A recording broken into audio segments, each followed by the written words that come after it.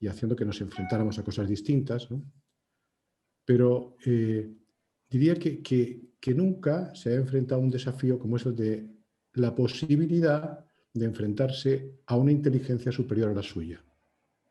Y hoy en día, los seres humanos nos enfrentamos realmente a esa posibilidad, y es de que se esté configurando una Big Data, una inteligencia artificial, que en un momento pueda ser superior a la inteligencia humana.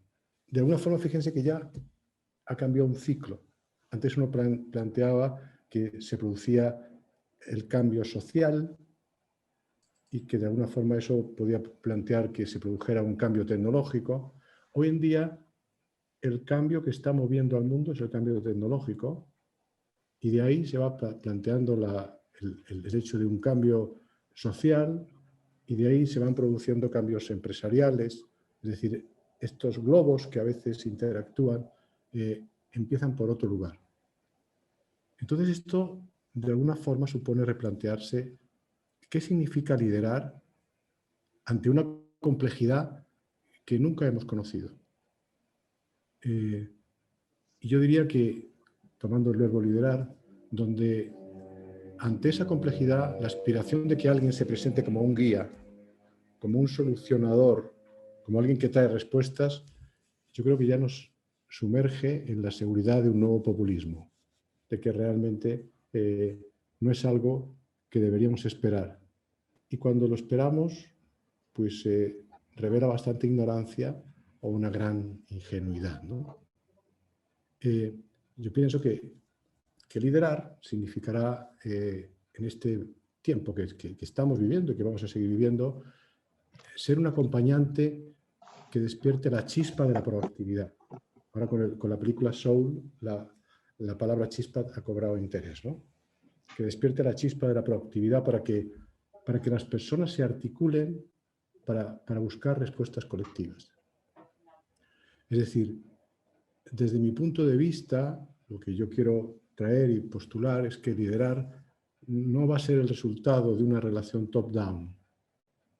Va a ser más el resultado de la creación de comunidades para el despliegue del talento humano, de la inteligencia humana, para la comprensión de las causas comunes que pudieran aliarnos por encima de lo que obviamente vivimos con mayor facilidad, que son las diferencias que nos separan.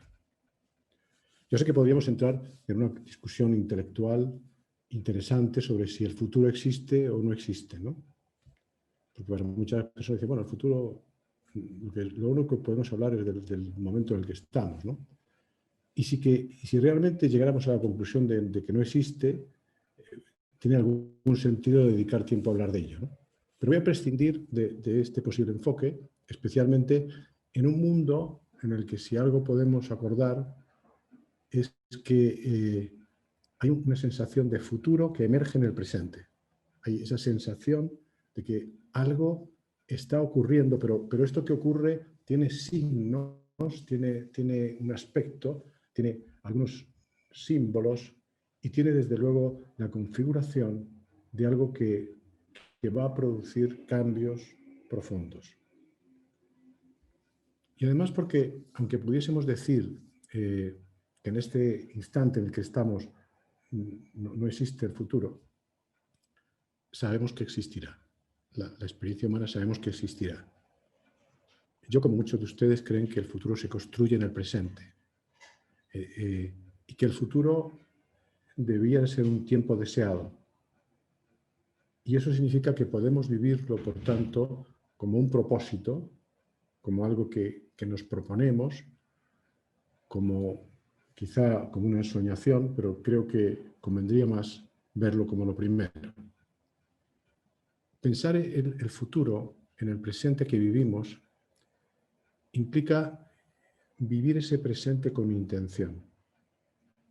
Vivir ese presente con una plena presencia, tratando de que pasen cosas que realmente nos interesa que pasen. Aunque esa intención sea, no sé, simplemente disfrutar el aroma de una flor, ¿no? Y si hacemos eso es porque consideramos que esa experiencia se conservará en nuestro interior. Es decir, poniéndonos poéticos, ¿será ese aroma la huella de que vivimos un presente con sentido? Y traigo la palabra sentido porque los seres humanos necesitamos sentido para vivir. Hasta ahora creemos que somos el único ser vivo que necesita sentido para vivir. Es decir, desde ese punto de vista somos seres en busca de sentido, que diría Viktor Frankl, ¿no? Somos seres que para poder desplegarnos necesitamos tener un sentido. Y es en ese sentido en el que aparecen nuestros dones y en el que aparecen nuestras mejores capacidades, en el que se despliega nuestra inteligencia. Entonces aparece entonces la importancia del hoy, la importancia del ahora, pero sobre todo cómo vivirlo poética y responsablemente. Cuando hablo de vivir poéticamente, estoy usando una expresión de un poeta venezolano, Rojas Guardia, Armando Rojas Guardia, pero que lo recoge de Heidegger, cuando habla de lo poético desde su etimología de poiesis, que es como generativo, ¿no? ¿Cómo lo vivimos creándolo de una forma responsable? Eso significa escuchando y mirando el futuro que emerge en él. Entonces, como que los puntos que quiero ir dejando es, vivimos el presente considerando que hay futuro, no olvidemos eso. Cuando tenemos una vida significativa, vivimos el presente con un propósito para ese futuro. Entonces decimos que vivimos un presente con sentido.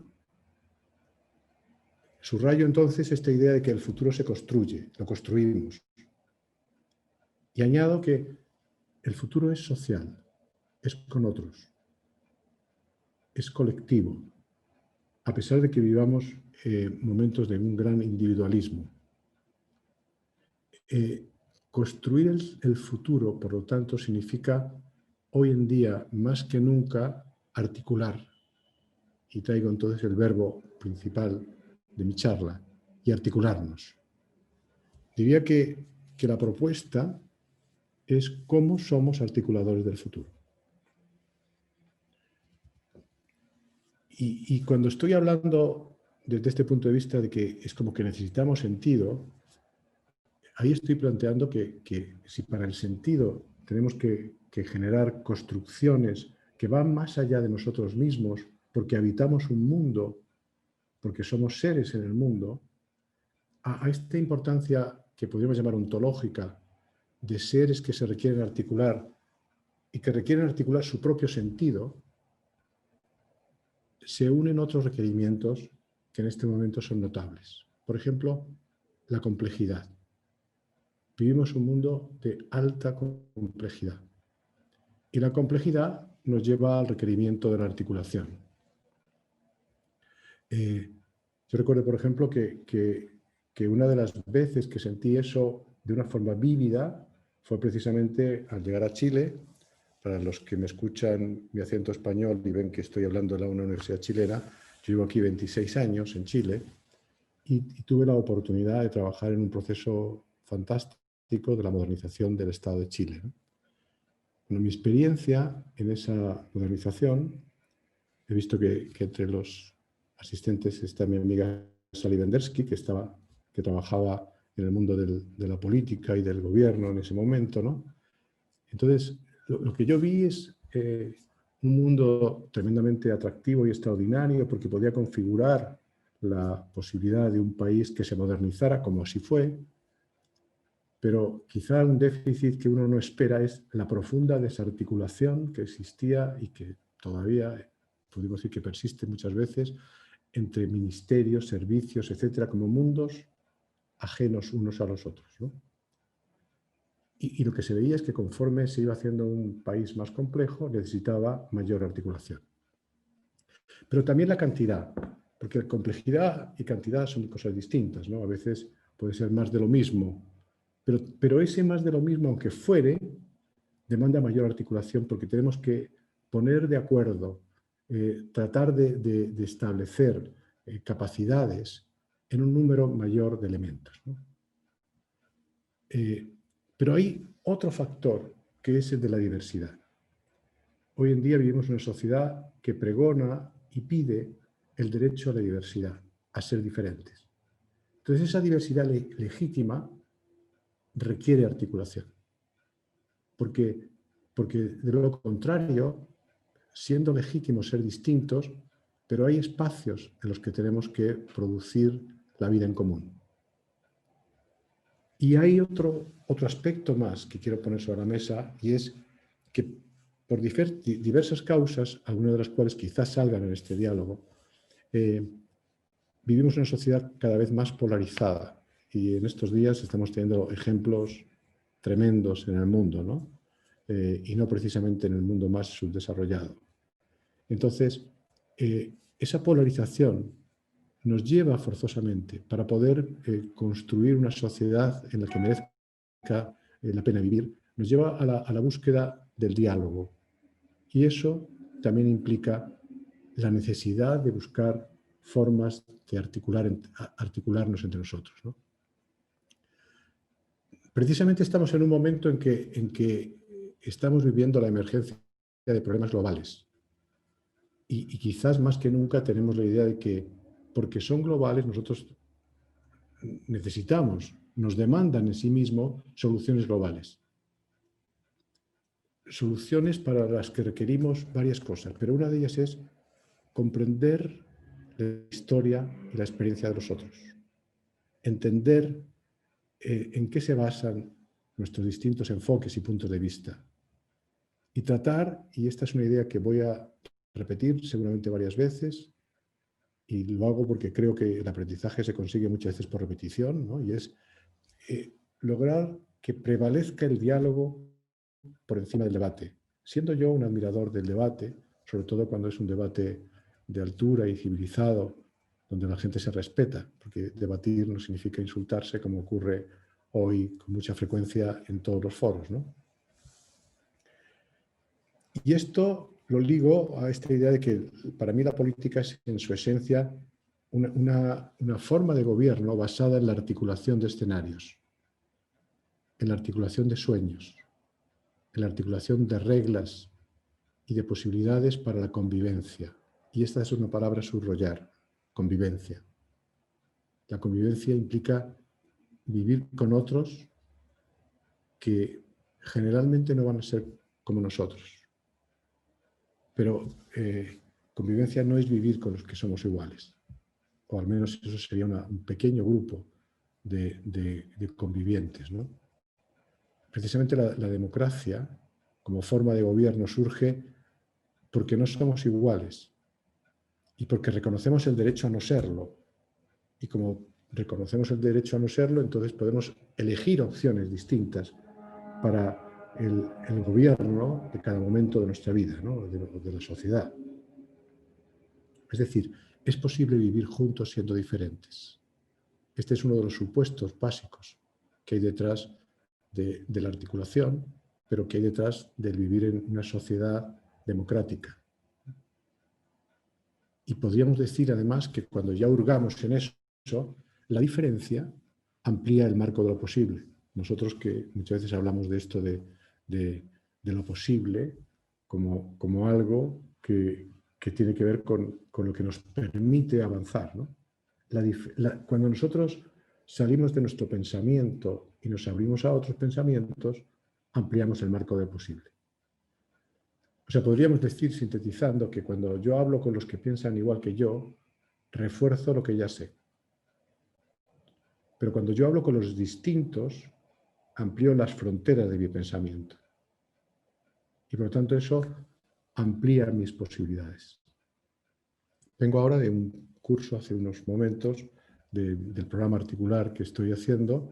De hecho, he visto por ahí alguna cara conocida de personas que tienen la santa paciencia de haberme escuchado 2 horas y media y luego venirse acá, ¿no? Y de alguna forma, uno de los ejercicios lo que mostraba es que muchas personas, después de hacerlo, o en el transcurso de hacer ese ejercicio, siguiendo unas ciertas reglas, dijeron, después de escucharte he cambiado mi opinión. Y cambiar mi opinión no es que yo haya cedido. Piensa en eso, no es que yo tenga que ceder, es que cuando yo me abro a otras formas de mirar, es posible que amplíe mis posibilidades. Y por tanto, es algo que me puede completar. Somos seres generalmente incompletos, pero podemos tener la posibilidad de avanzar hacia nuestra completitud. Entonces, cuando lo estamos mirando esto desde el punto de vista social, lo que vemos es que tal vez hay aspectos que tenemos que replantear de nuevo.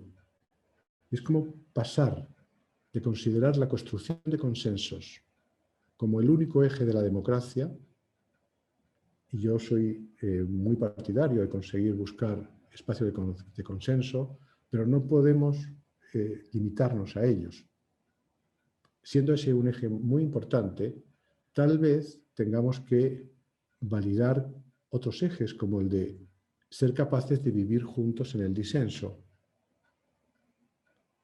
Es decir, pasar de la intolerancia a la tolerancia y a la compasión, como un estadio superior. La compasión más entendida como se ve en el pensamiento oriental o el budismo, ¿no? Es decir, estamos en un mundo donde dejó de tener sentido pensar en términos horizontales, por ejemplo, la división política de derecha e izquierda, porque el auténtico dilema en este momento es democracia versus populismos autoritarios. Y ese populismo podría ser de cualquier signo, como lo estamos viendo en muchos de los países, incluso cercanos. Si saco todos estos temas, que todavía dirán, bueno, ¿a dónde se está yendo este señor, no? Digo, bueno, es porque creo que hay muchos motivos hoy en día para pensar que tenemos que cambiar algunas de nuestras habilidades, que el liderazgo tiene que plantearse a otras formas de plantearse, porque la democracia, yo siento que está amenazada. No hace mucho, hace unas semanas, tuve la ocasión de entrevistar a Daniel Innerarity, el filósofo político más importante de España, y yo creo que de lengua española. Y Daniel Innerarity, yo tuve un grupo de lectura con un libro que era La política en tiempos de indignación, y eso fue lo que llevó a que pudiéramos localizarlo y hablar con él. Y directamente yo le preguntaba si como yo, él ve la democracia amenazada, y efectivamente decía que sí, y precisamente no por algo que pase fuera, sino por más bien algo que está pasando dentro, y por algo que está pasando en un mundo que con su complejidad necesita de asegurar gobernabilidad, aun cuando seamos distintos. Por eso yo creo que por esa génesis de las democracias, la esencia de articular es de naturaleza política, porque tiene que ver con la comunidad, o sea, vivir juntos. ¿Cómo hacemos para vivir juntos, para esa común unidad? Y eso nos lleva o implica, ¿no?, hacer aparecer a las personas por encima de los roles, hacer aparecer a las personas por encima de las condiciones de vida. Implica que prevalezca el comprender por encima del convencer, o como hemos dicho antes, el diálogo más que el debate. Implica conversaciones para la legitimación de los diferentes. Implica instaurar el diálogo entre lo que se llaman pares improbables para que pueda aparecer lo impensado. Chile, una vez más, en estos temas se ha destacado, igual que se destacó en temas como puede ser el coaching, por ejemplo, como el enneagrama, como la biología. También hay un movimiento que trabaja todo este tema de cómo generamos conversaciones entre pares improbables, aquellos que o son invisibles unos para los otros o no se legitiman, para que de alguna forma aparezca esto, que es lo que entre los que pensamos igual no puede ocurrir.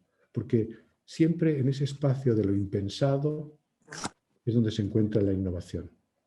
Ahora, no me quiero marchar solamente, no me quiero desviar hacia el espacio de lo social y lo político. La Universidad Adolfo Ibáñez tiene una gran prevalencia dentro del mundo de las organizaciones y de las empresas. Si miro las organizaciones, aparece una realidad que también habla de la articulación. ¿Qué hacen hoy las grandes empresas? Pensemos en aquellas empresas que están en este momento en el top 10 y descubriremos, nos llevaremos muchas sorpresas. Yo, que antes de venir a Chile dirigí una escuela de negocios en Madrid, siempre digo, hoy en día digo, si hoy yo me viera en alguna de mis clases de dirección estratégica, me llevaría a la contraria. Estaría en desacuerdo conmigo. Cuando me planteaba la idea de que una organización puede externalizar todo menos lo que es su core business, es decir, su negocio fundamental. ¿Cuál es el core business de una organización hoy? ¿Cuál es el core business de Alibaba? Una empresa de retail que no tiene inventario. ¿Cuál es el core business de Uber, la más importante empresa de taxis y de desplazamientos móviles, que no tiene autos? Fíjense que esto lo podemos encontrar en muchos otros ejemplos. Es decir, las organizaciones, en su esencia, han cambiado su propio concepto de core business y hoy hablamos en términos de plataformas.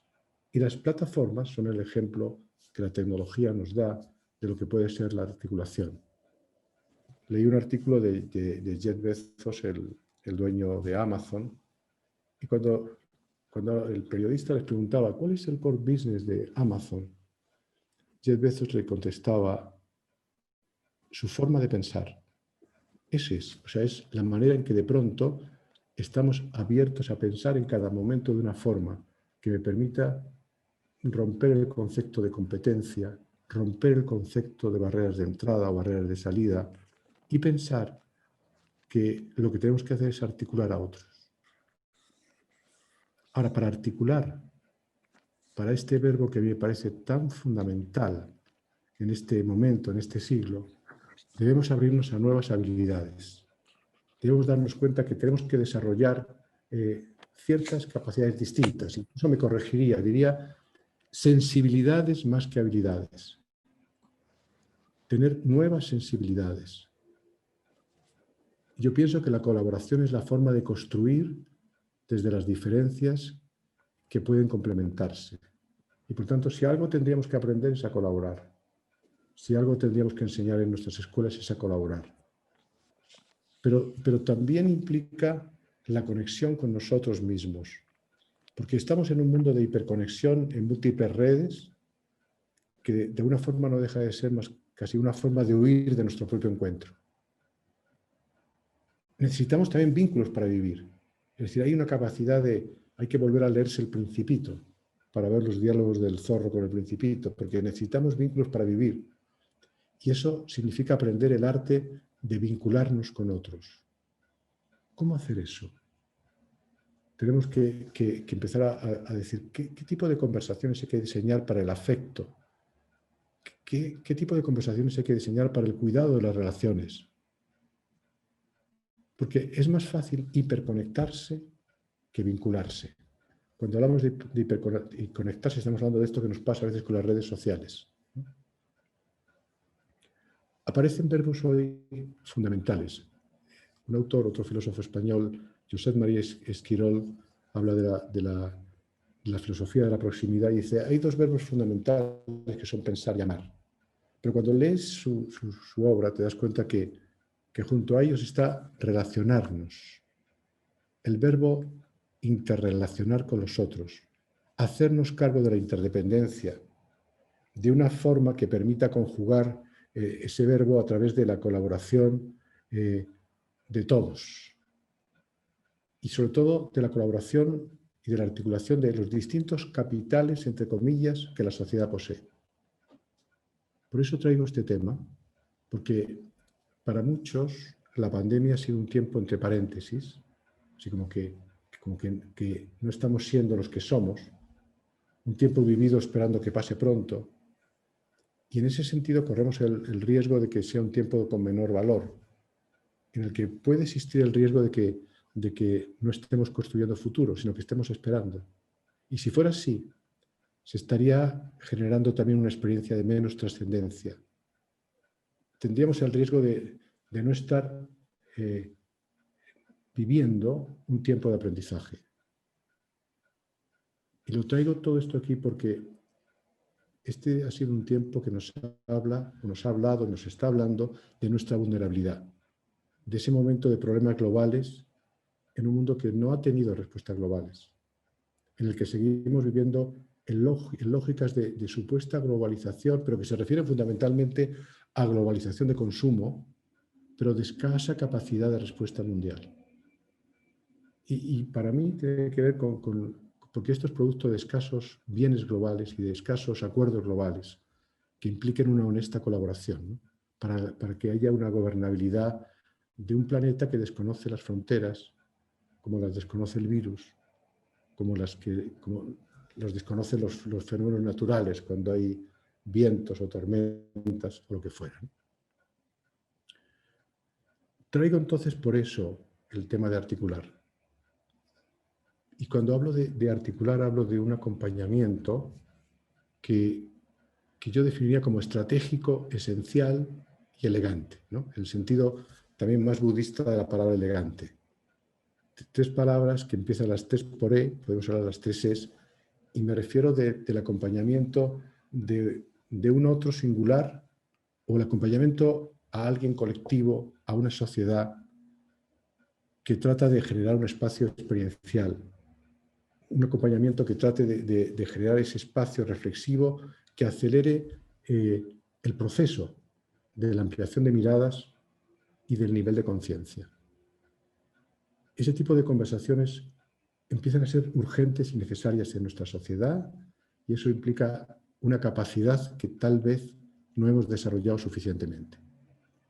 Y vuelvo un poco el hilo al lugar en el que fuimos construyendo la idea esa del futuro, para decir que estamos en un mundo en el que nuestros quiebres más importantes tienen que ver con esa polarización a la que me he referido, que surge de no asumir la legitimidad de nuestras diferencias y que, por tanto, desconoce que ser distintos no implica pelear, no implica fractura per se. La diferencia, como hemos dicho, puede ser incluso un aspecto de valor para un mundo más diverso, si es que somos capaces de esa convivencia que yo planteaba en el disenso. Los consensos, por mera homogeneidad, no siempre expresan que somos una sociedad adulta.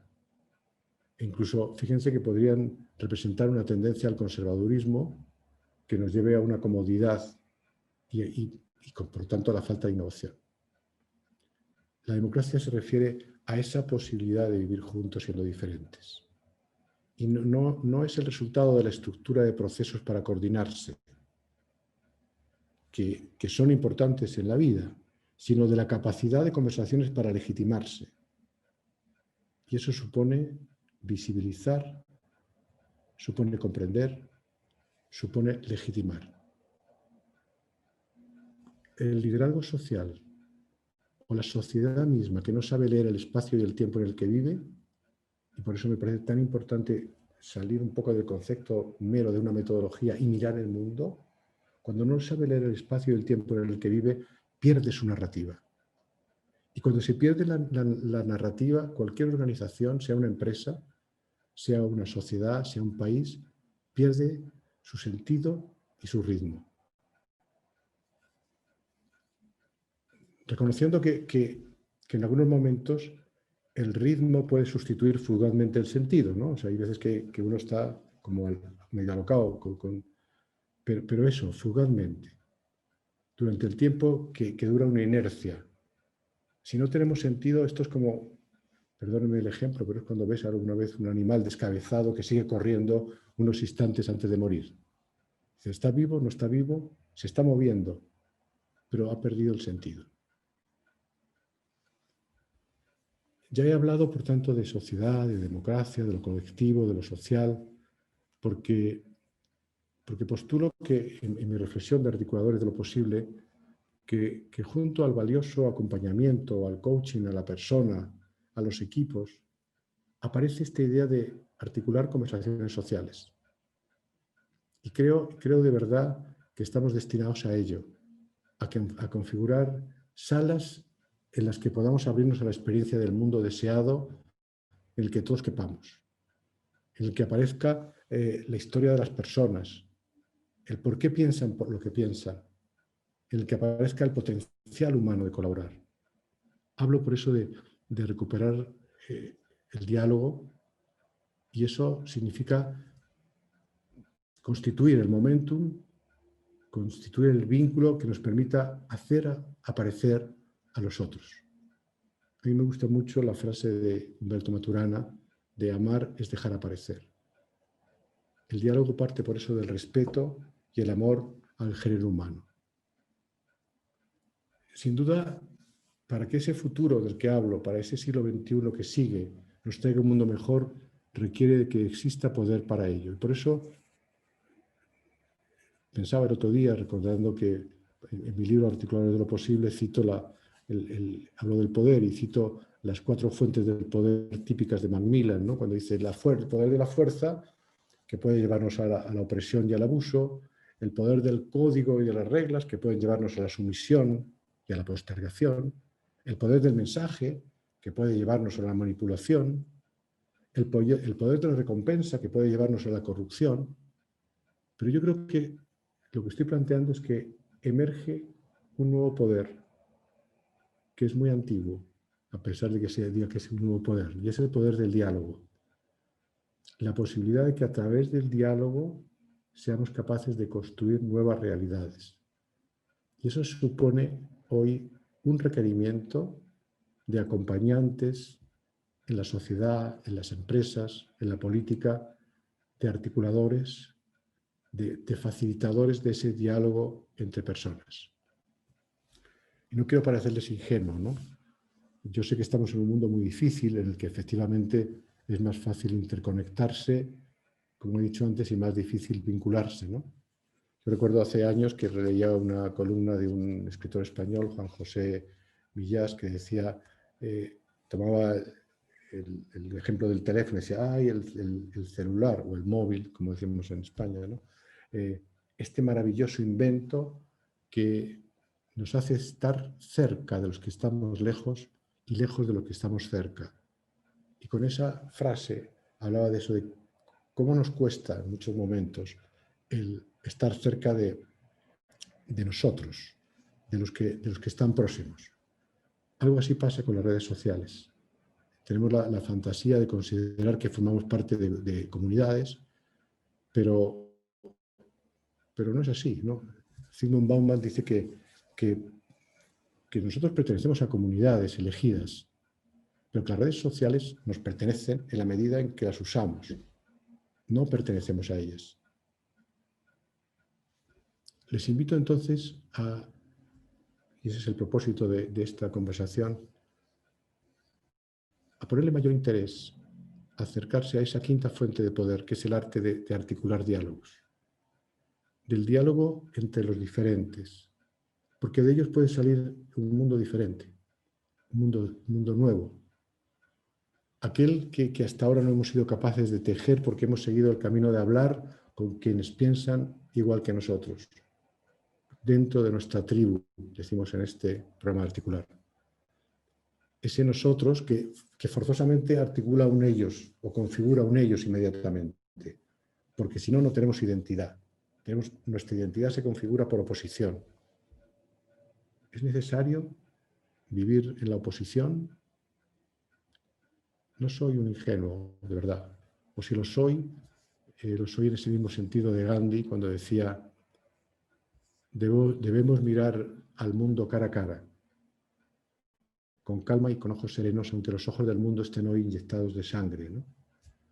Y yo diría que incluso inyectados también de exclusión y de ira, ¿no? Siempre hay una esperanza para el futuro y creo que articular significa traer esa esperanza para que podamos poner el esfuerzo necesario en la construcción de de posibilidades nuevas en la política, en la empresa, en la sociedad. Imagínense si Viktor Frankl no hubiera imaginado un futuro distinto cuando estaba en Auschwitz o estaba en Dachau. En realidad, en su libro, lo que él plantea es que gracias a que pensaba, se veía en ese futuro, fue capaz de tener la energía para superar lo que estaba superando. O imagínense a Nelson Mandela, si no hubiera vislumbrado en la cárcel de la isla de Robben lo que podría hacer después, ¿no? Probablemente ninguno de los dos habría superado las duras situaciones que vivieron, ¿no?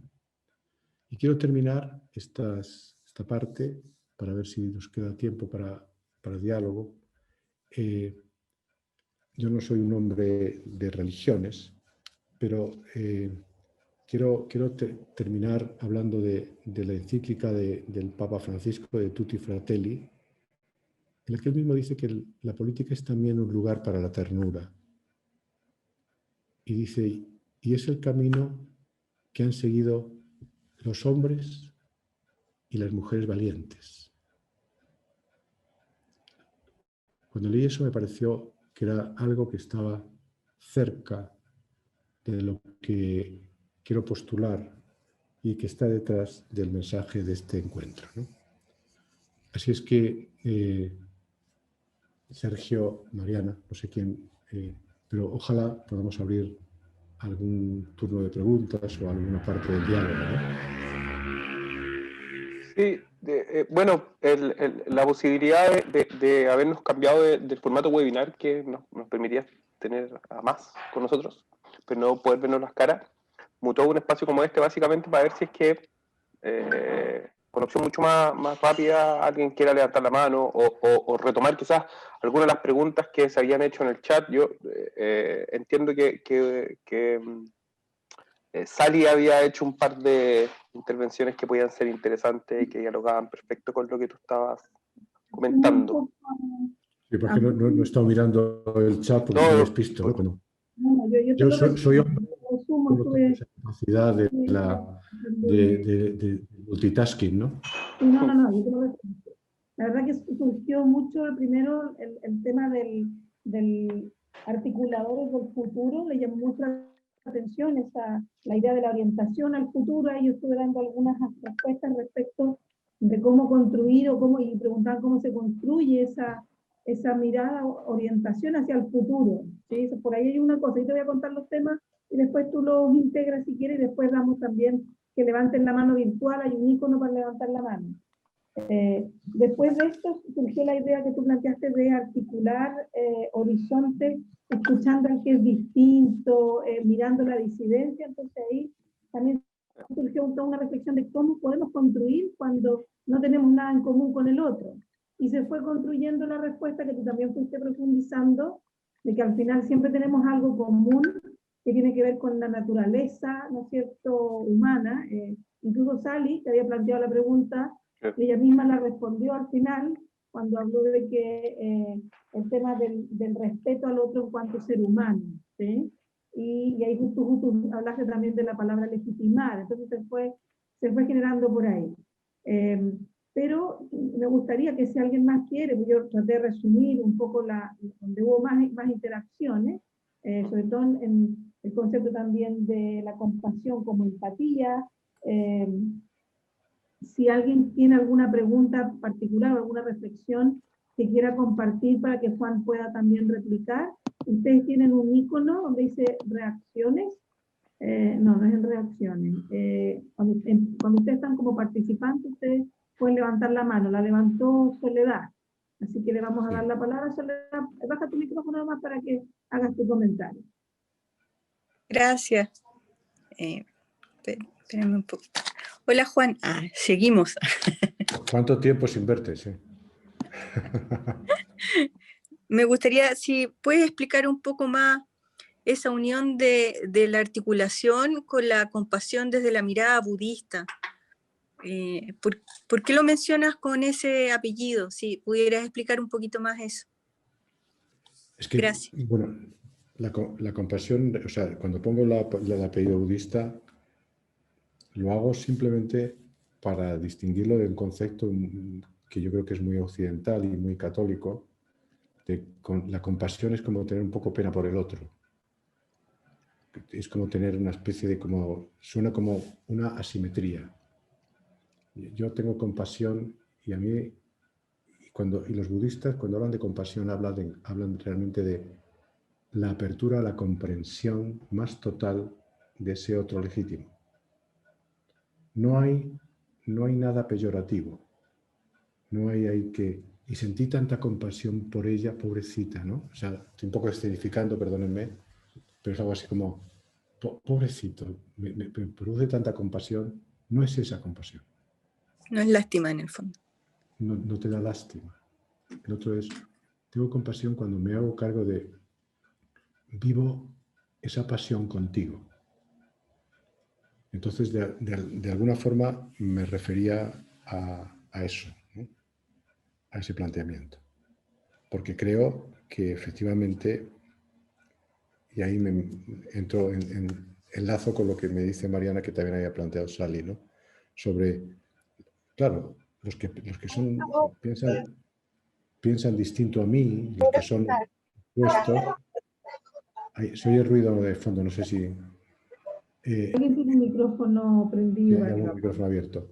Yo digo, bueno, claro, no es fácil, pero yo pienso que todo depende cómo enfoco una conversación. Cuando yo enfoco la conversación desde mi diferencia, vamos a hablar de esto que nos separa, pues lo más normal es que posiblemente terminemos separándonos más, ¿no? Sin embargo, yo pongo en el programa Articular un video de una experiencia danesa, que muchos habrán visto también, en donde se ve que los daneses meten en una sala a un grupo de personas totalmente diferentes, ¿no? De clase alta, de clase baja, jóvenes, mayores, y de alguna forma tú notas que se crean grupos, que ves hasta una cierta hostilidad. Pero de pronto dice, todos los que tengan hijos adoptivos, den un paso al frente y salen de todos los grupos. Todos los que se sientan solos, y empieza a hacer otro tipo de preguntas y rompe la forma en que se habían constituido las diferencias iniciales. Y por lo tanto, lo que te muestra es decir, hay cosas humanas que sí compartimos. Empecemos desde la conversación desde ahí. Empecemos desde esa parte. Porque cuando yo tengo grandes amigos que piensan totalmente diferente a mí. Y que muchas veces digo, qué importante es esta amistad, porque no es por todo lo que pensamos lo mismo, sino porque se han creado vínculos que tienen otras características, ¿no? Entonces, por ahí va esta parte de los pares improbables o de la apertura a otro tipo de personas, ¿no? Muchas gracias, Juan. Juan, también por aquí Mercedes pregunta cómo ir generando una cultura del diálogo con apertura a la escucha auténtica.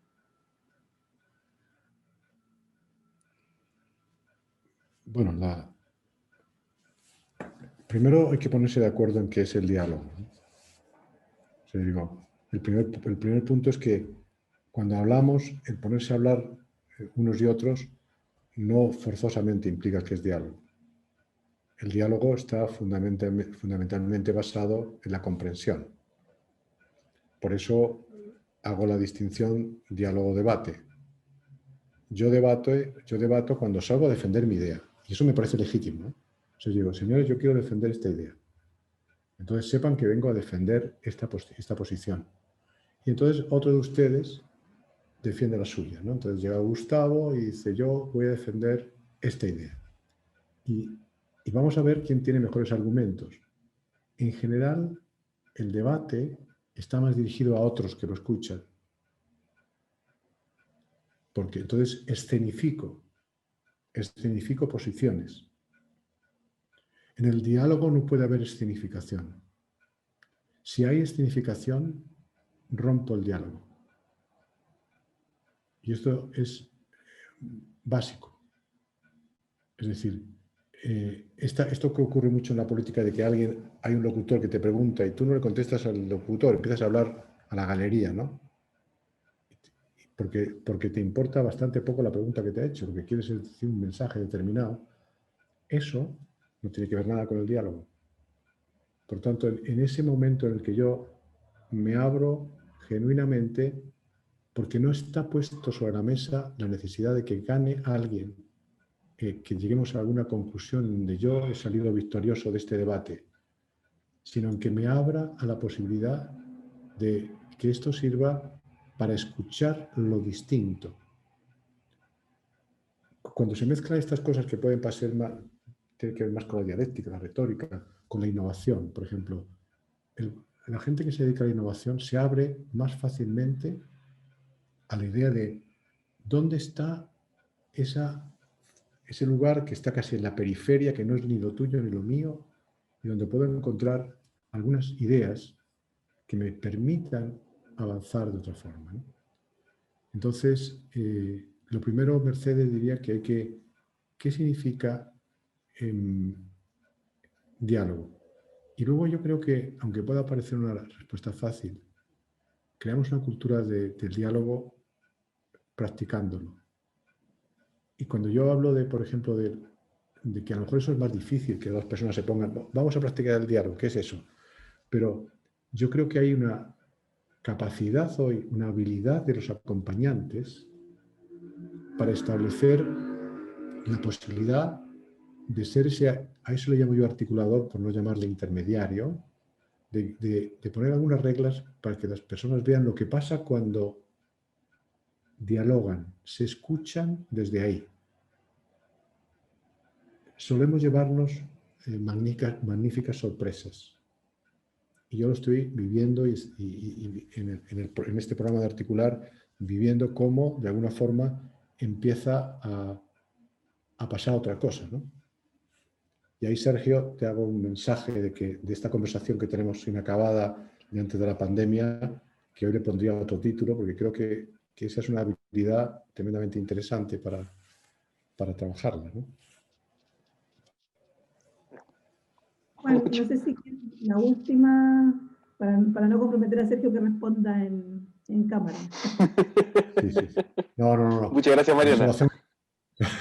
Le he visto que se ponía rojo. Sí, no, yo aquí salgo a bañar. No sé si les parece una preguntas más, no sé cómo estamos de hora. Uno que nos plantea Angélica, te pregunta, Juan, si podrías compartir algún tips o algunas ideas globales de cómo un líder puede pasar de la hiperconectividad a vincularse con su equipo. Sí. Te hago la otra pregunta si quieres, porque puede que las relaciones, José Luis pregunta cómo aplicar el concepto de democracia en el contexto de la articulación de equipos de trabajo.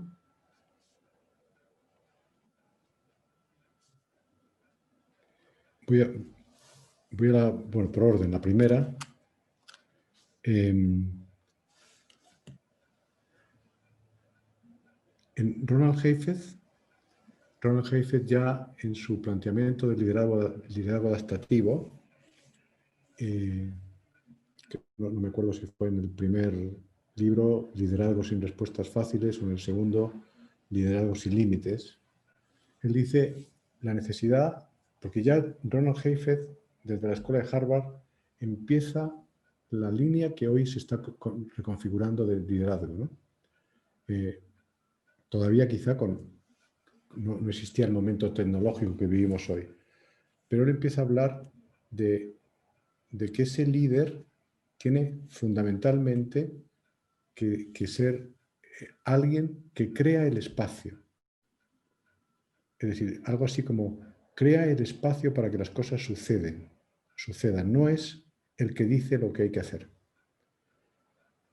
Hasta ahí no respondo a la de la hiperconectividad.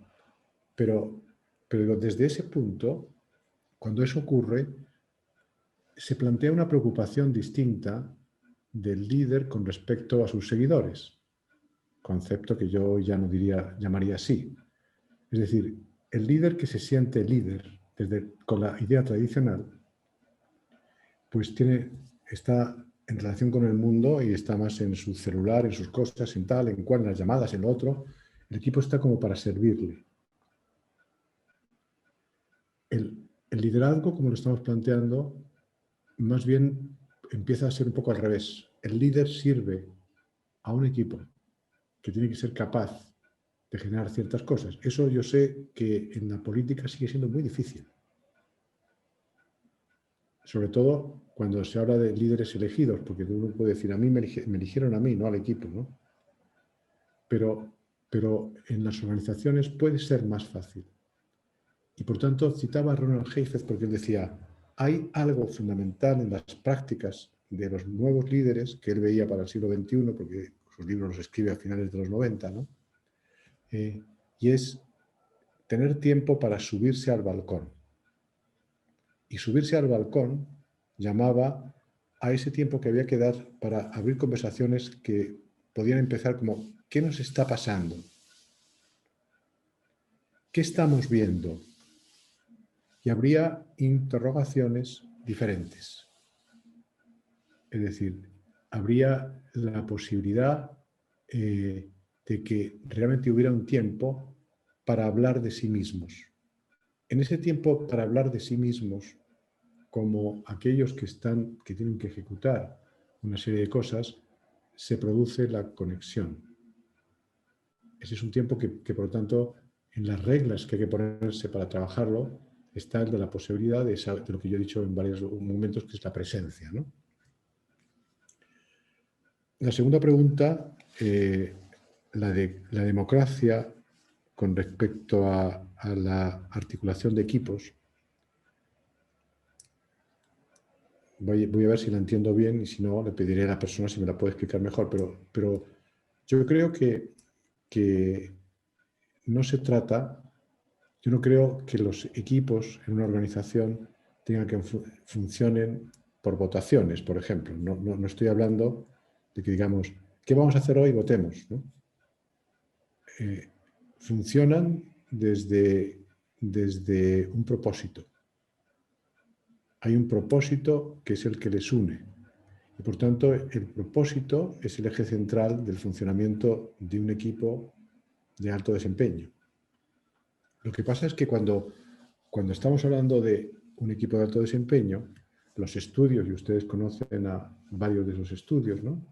Marcial Losada estuvo en la Universidad Adolfo Ibáñez en un par de ocasiones. Yo estuve en una de las veces, no sé si fue la primera vez que vino, y él contaba toda su experiencia de los equipos de alto desempeño y decía cómo lo que habían descubierto es que eran aquellos equipos donde lo que más primaba era la capacidad del reconocimiento entre ellos.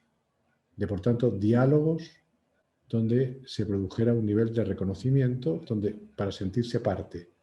Yo diría que eso tiene que ver con lo democrático, con el hecho de generar esas reglas, porque igual que digo antes, tengo que definir lo que es diálogo, yo tengo que definir, o tenemos que decir qué es lo que es democracia. Y para mí la democracia es una forma de gobierno cuya finalidad fundamental es la convivencia, pensando que la convivencia es la que puede originar mejores resultados para el progreso y el desarrollo de una nación o de una sociedad cualquiera. Desde ese punto de vista, si yo llevo ese concepto que tengo de la democracia a un equipo, digo, claro, lo que tenemos que asegurar en un equipo es un propósito por el cual da sentido a nuestro trabajo y a nuestro esfuerzo, pero una convivencia que nos permita que haya respeto interno y la sensación de que no solo estamos consiguiendo resultados, sino que estamos generando lo que Margaret Heffernan llama capital social dentro de un equipo. Entonces, desde ese punto de vista, estaríamos conciliando esos términos. No sé si contesto a la pregunta, pero es lo que capturo desde lo que me está planteando. Más preguntas. Nos pidieron bibliografía, Juan, y yo me tomé la licencia de ponerles el link a tu libro articuladores de lo posible. Posible.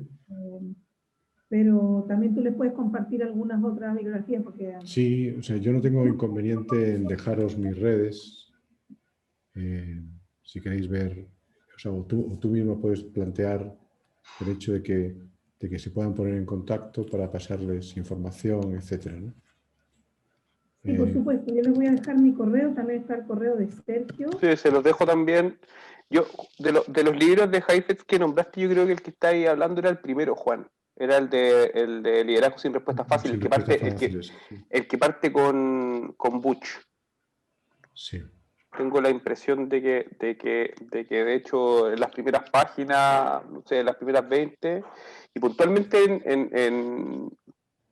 en el relato de Butch se plantea algo de lo que tú manifestaste, que es bien interesante finalmente.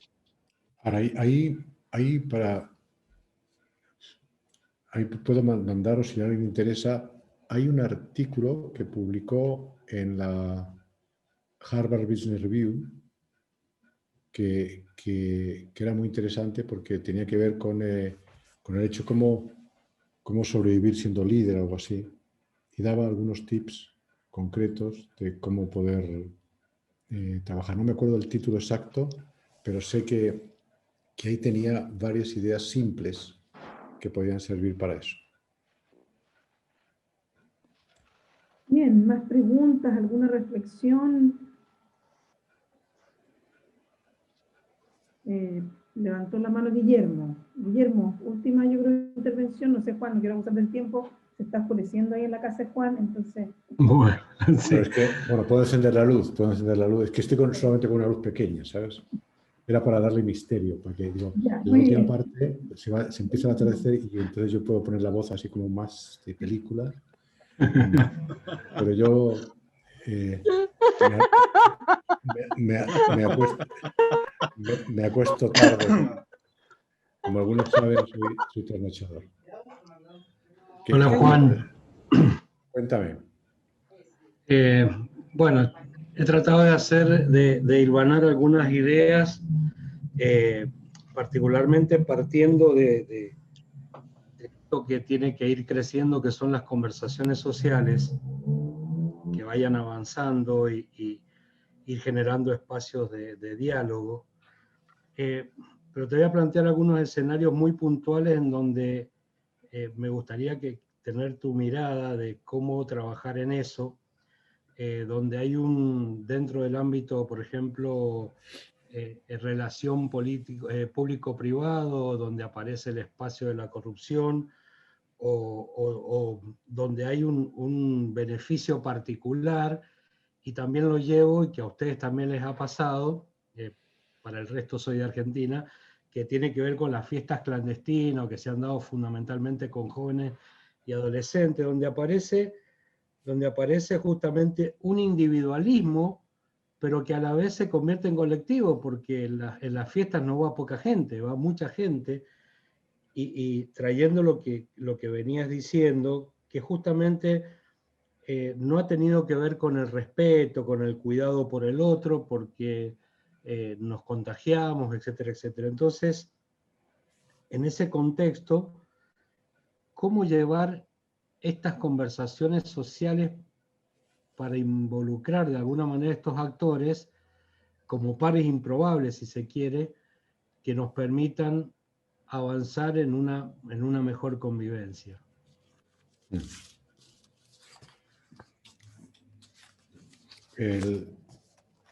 Aventuro mi propia interpretación al respecto, ¿no? Porque efectivamente todos esos son ejemplos de una falta de conciencia social. Y lo que se plantea, por tanto, es, bueno, el objetivo no mío solo, sino de este grupo de personas que lo que queremos es divertirnos, pasarlo bien. Y por lo tanto, si tuviéramos que trabajar esa idea de pares improbables, tiene que estar destinado a cómo generamos otro nivel de conciencia que te lleve a conciencia social. Pero eso tiene que ver, Guillermo, para mí, por eso también veo que está en el público Elena Espinal. Con Elena nosotros tenemos un programa que hacemos cada 2 meses. Así que el día 4 de febrero, creo que es, Elena, tenemos el siguiente, que se llama Motivos para la Esperanza. Y hacemos ese programa, ¿por qué? Porque creo que muchas veces lo que existe en una buena parte de la juventud es que no hay esperanza de que ningún gobierno, ninguna sociedad se vaya a hacer cargo de mí o me vaya... O sea, se ha producido una forma de desligamiento de las instituciones a las que no se le concede ningún valor. Por tanto, da igual lo que diga el presidente del gobierno, los carabineros en los que no creemos. El no creer en ninguna de esas instituciones deslegitima cualquiera de sus órdenes. Y por lo tanto, digamos, hay una cierta desobediencia que tiene que ver con que no se creen las instituciones, pero hay otro segundo tema y es, por tanto, vivo mi vida. Vivo mi vida y la de los otros. Significa, por tanto, un esfuerzo no menor, porque es en qué manera podemos llegar a conversaciones que empoderen, porque hay otros muchos ejemplos. Yo, por ejemplo, con un grupo en Venezuela, de uno de los ciclos de lectura, pues ahí se ha creado una forma de trabajo con jóvenes de varios países, de la República Dominicana, de Venezuela, etc. Y es maravilloso escuchar a esos jóvenes que quieren construir un mundo, como alguna vez, cuando fuimos jóvenes, quisimos. Y algunos estamos llegando pretenciosamente a la vejez creyendo que somos jóvenes todavía y seguimos queriendo cambiarlo, ¿no? Pero vamos, eso tiene que ver con, seguramente alguien diría, eso es vuestro ego, porque ya no es el tiempo para eso, ¿no? Pero sí, creo que hay que volver a sembrar esa conversación de que podemos construir una sociedad diferente y que los ejemplos que tenemos de corrupción, de usos indebidos, bueno, hablan de lo que ha pasado en la historia de la humanidad en muchos momentos, pero hay usos debidos y hay ejemplos de no corrupción y hay posibilidades porque si no, no estaríamos hoy en el mundo que estamos. O sea, el mal existe, pero si estamos donde estamos es porque en la historia de la humanidad ha habido más bien que mal. Si no, estaría destruida. ¿A qué le doy poder? Esta pregunta que siempre nos hacemos en el coaching. ¿A qué le voy a dar poder?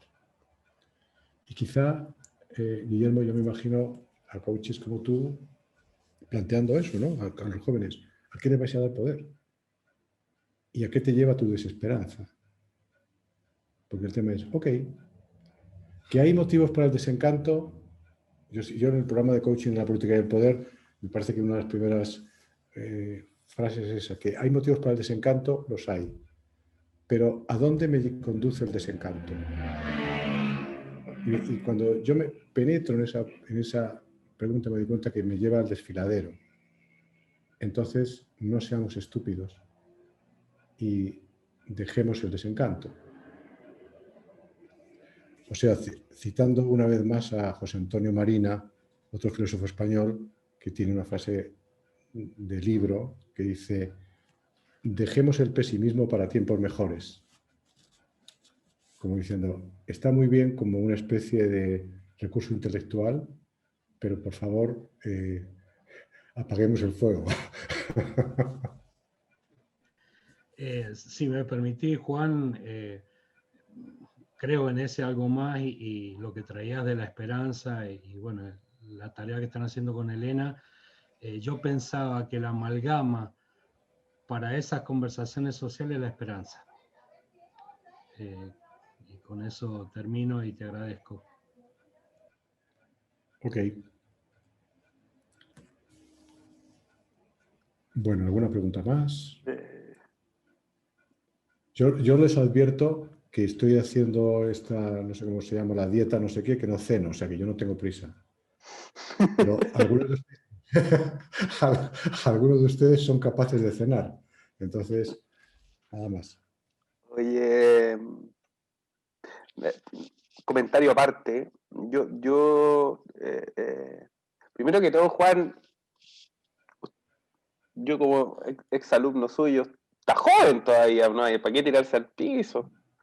La juventud creo yo que es algo que se lleva por dentro y reflexiones e inspiración para aquellos quienes somos menores, das de sobra. Entonces, No tengo pensado retirarme, Sergio. no, por favor, no lo haga tampoco. No tengo Lo segundo que quiero pensado decir en ese término, en el fondo, y a propósito de que igual se tocó el tema de la conectividad, de las redes y todo, tiene que ver no sé si es que a alguien más le pasa, pero a mí me parece que es maravilloso. Yo no me lo imaginé cuando era chico esto, de estar en un espacio así, escuchando, no sé, a ti, bueno, que si bien viví hace harto tiempo en Chile, vienes de España, a Guillermo, que es de Argentina, saber que hay personas de Venezuela, de Puerto Rico, de Chile, pero no solamente de Santiago, conectadas como en un mismo espacio, en verdad que lo encuentro maravilloso, sino alucinante. Lo que imagino a espacio para que nos podríamos quedar pegados harto rato, encontrando quizás como las diferencias que culturalmente para cada uno de nosotros pueden tener las conversaciones que hemos tenido, pero lo que encuentro más atractivo es los puntos de encuentro, indistintamente desde el punto geográfico en donde nos encontramos, y Guillermo bien lo dijo.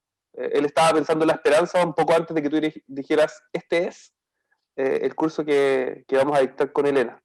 Dicho eso, nuevamente agradecerte por el tiempo, por las palabras, instar a alguien más que tenga alguna pregunta, consulta o inquietud. Si no, con Mariana dejamos las redes de Juan, bueno, el mail de Mariana, está el mail mío también.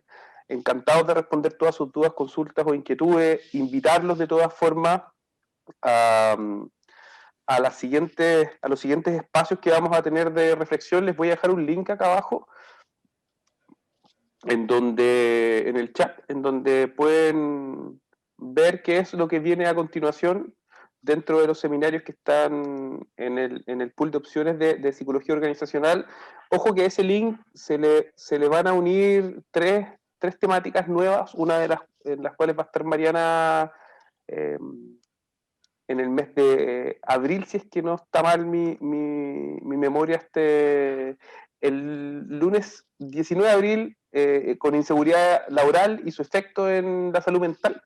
Va a aparecer, si es que no les aparece ahora, les pido que aprieten F5 y debiese aparecerles la opción de poder inscribirse a esa charla. Dicho eso, agradecerles a Mariana, por favor. En nombre del programa de la universidad, Sí. también a Juan, por la generosidad de estar hoy día con nosotros. Esta es una actividad de difusión, divulgación, absolutamente gratuita para ustedes, y el profesor también ha dado su tiempo sin ninguna retribución material, pero imagino que alguna otra retribución habrá. Pero es parte del tremendo equipo de profes que tenemos en el programa, que yo siempre me saco por el nivel de compromiso que tienen, no solo hacia el programa, sino hacia el desarrollo de los líderes, que es el tema que nos preocupa y nos inquieta a todos en el Magíster de Habilidades Directivas, que es cómo contribuir a tener mejores líderes en el formato y en la línea de lo que plantea Juan. No solo para que se mueva la aguja, ese es un tema. El tema tiene que ver con la calidad de la interacción que tenemos entre todos durante nuestro trabajo. Así que les agradezco a todos la participación, el tiempo y las interesantes preguntas. Y quedamos atentos a volver a encontrarnos en otro momento. ¿De Juan, te quieres despedir tú? Bueno, nada, yo de verdad que como esto me apasiona, no tengo la menor sensación ni de esfuerzo, ni de algo como que me tenga que agradecer nadie. Al revés, es tener un foro como este en una universidad del prestigio de la Universidad Adolfo Ibáñez para poder exponer mis ideas, lo considero absolutamente un privilegio, ¿no?